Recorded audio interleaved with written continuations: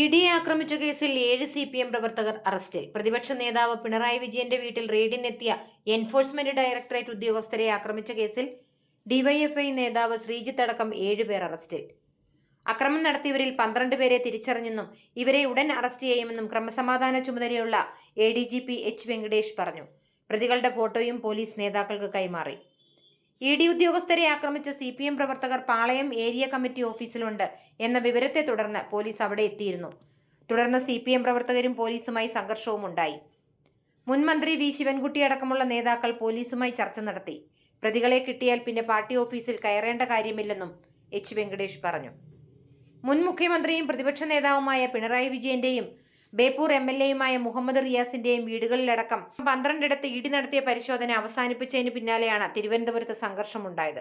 പിണറായി വിജയന്റെ ബേക്കറി ജംഗ്ഷനിലെ വീട്ടിൽ റെയ്ഡ് പൂർത്തിയായതിനു പിന്നാലെ ED ഉദ്യോഗസ്ഥരുടെ വാഹനങ്ങൾക്ക് നേരെ CPM പ്രവർത്തകർ കല്ലുകളും കുപ്പികളും വലിച്ചെറിയുകയായിരുന്നു.